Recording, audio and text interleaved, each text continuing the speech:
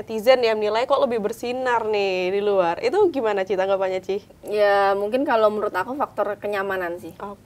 Berarti nggak nyaman di tempat itu? Iya mungkin kan berarti harus apa? Ekstra kerja keras. Selain pelatihnya, anaknya harus tahu diri. Anaknya harus ngerti kemampuan dia. Berarti sekarang banyak yang nggak tahu diri ya, Ci? Nah itu aku belum lihat sampai situ sih ya.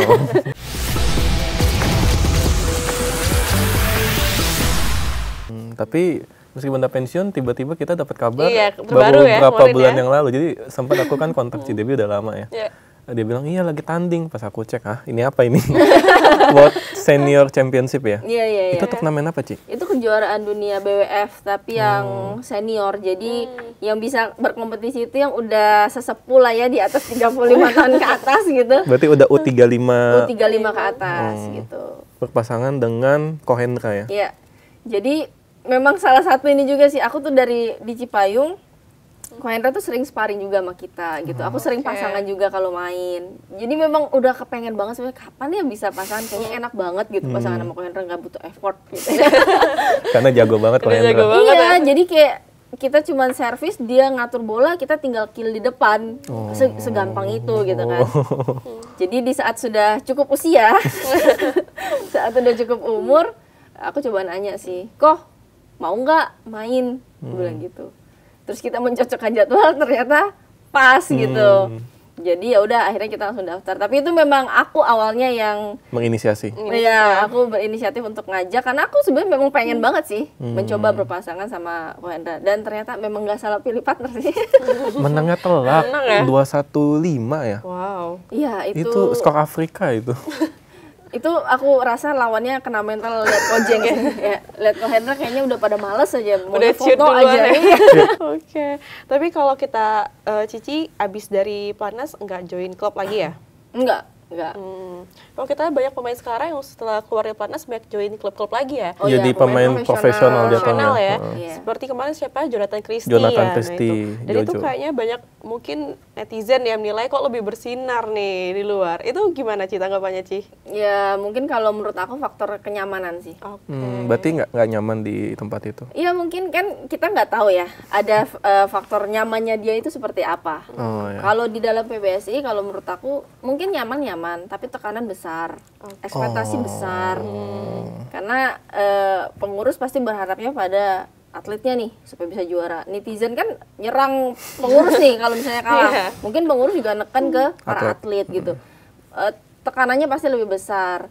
Terus juga bebannya lebih besar, aturannya juga lebih ketat. Mungkin dengan Jojo sekarang dia memilih untuk keluar adalah dia cari kenyamanan sih. Untuk di usianya dia cukup matang untuk permainannya. Gimana cara dia nyaman dalam arti latihan mungkin dia yang atur sesuai kondisi badan. Pertandingan dia yang pilih, ya kan? Kalau di PBSI kan nggak bisa, kita harus ngikutin kalender yang mana. Semua ikut ya? Hampir, apalagi kalau untuk top 10. Karena kan kita pasti akan denda. Itu kalau kita nggak ikut 5.000 USD denda. Wow. Berarti kalau kita nggak mau ikut tuh kasih denda juga ya Ci? Iya. Nggak bisa pura-pura sakit gitu, Ci?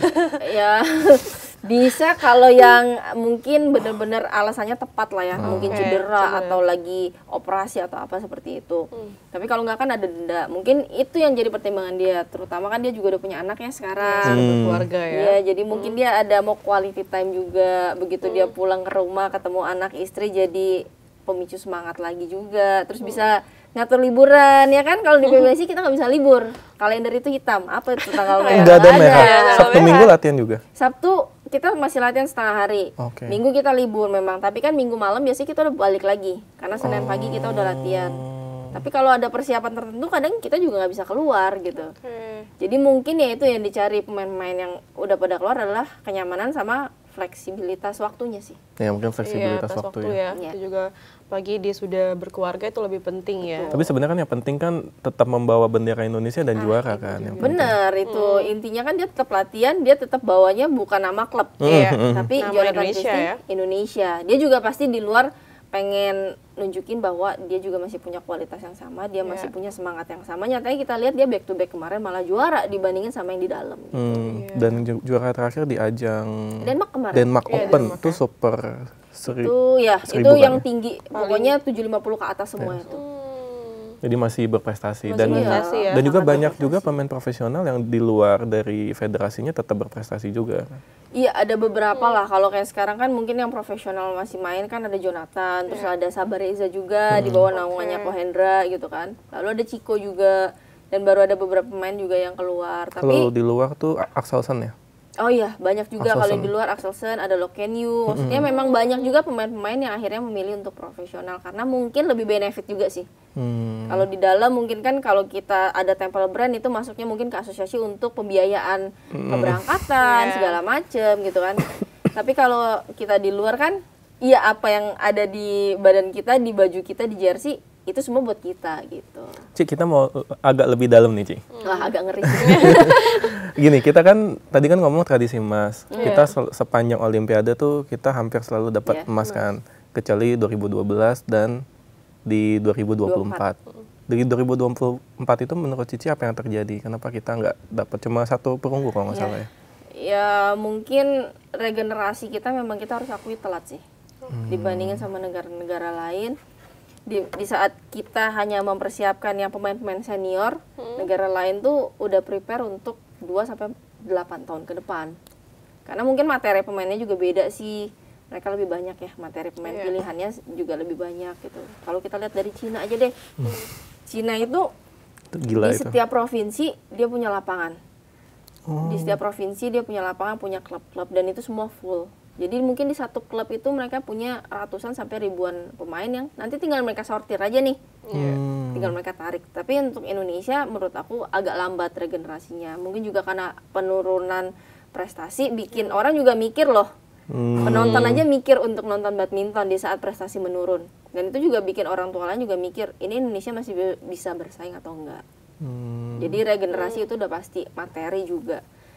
Harus ekstra kerja keras sih aku rasa untuk next Olimpiknya. Berarti materi pemain saat ini kurang ya menurut Cici ya? Kalau aku bilang kurang, sebenarnya tergantung bagaimana mereka menyiasati ya. Kan kita nggak bisa bilang kita bisa dapat super semua kayak modalnya kayak Cibutet misalnya, Eliana yang dipoles dikit jadi, gitu kan. Hendra yang dipoles dikit jadi. Mungkin dulu ada Minions, ada Kevin yang spesial. Tapi kan nggak semuanya kita kayak gitu. Ada yang mungkin biasa aja, mungkin bakatnya kayak aku, biasa aja gitu, B aja. Berarti harus apa? Ekstra kerja keras. Selain pelatihnya, anaknya harus tahu diri. Anaknya harus ngerti kemampuan dia. Berarti sekarang banyak yang nggak tahu diri ya, Cik? Nah itu aku belum lihat sampai situ sih ya. Apa kita tanya yang lain aja? Harus lebih sadar aja sih. Harus lebih sadar. Harus lebih sadar ya. Ini kita mau bahas per sektor nih. Kalau di ganda campuran sekarang itu Cici ngelihatnya gimana? Kalau di ganda campuran tuh orang kan sekarang gadang-gadang Jafar Felis. Oh ya, itu lagi bagus. Yang menjadi harapan. Kita juga berharap mereka bisa lebih stabil. Tapi kan memang beberapa turnamen ini kalah di awal gitu. Belum settle lah di level atas. Kita harapkan mereka juga bisa lebih cepat lagi. Karena kalau lihat dari negara lain, terutama Cina, Korea, Jepang, di usia yang mereka sekarang ini, mereka tuh udah bisa stabil. Mereka udah bisa nggak kalah sama pemain yang enggak gitu kan. Nah itu yang kita harapkan bisa gitu. Tapi tetap ada angin segar juga sih menurut aku di sektor ganda campuran gitu kan. Kayak kemarin ada Indah, ada Nita, Adnan, Amri. Maksudnya muncullah nama-nama yang kayaknya lumayan nih bisa ngalahin pemain-pemain Cina juga gitu. Tapi harus lebih ini ya apa ya, lebih konsisten sih kalau menurut aku. Kalau Rinov? Kalau Rinov kan kemarin memutuskan untuk keluar. Oh, dia udah keluar ya? Iya, Rinov, Mentari, Lisa. Mungkin ya itu tadi karena mereka ngerasa stuck dengan prestasi yang kayaknya segitu-segitu aja. Belum lagi itu tadi beban yang sangat luar biasa. Sorotan netizen juga pasti. Jadi mungkin itu yang membuat mereka memutuskan untuk kayaknya profesional. Masih diomelin nggak sama Cici, si Rinov? Enggak, kalau ngomel-ngomel lelah lah ya. Maksudnya lelah. kita lebih sharing aja sih, lebih sharing, lebih ngasih tahu, kasih masukan, lebih ke situ aja sih. Karena percuma kadang kalau kita mau gimana pun kalau basicnya misalnya anaknya tetap nggak mau menjalankannya juga susah gitu. Harus dari individunya ya, Ci Iya ya. harus.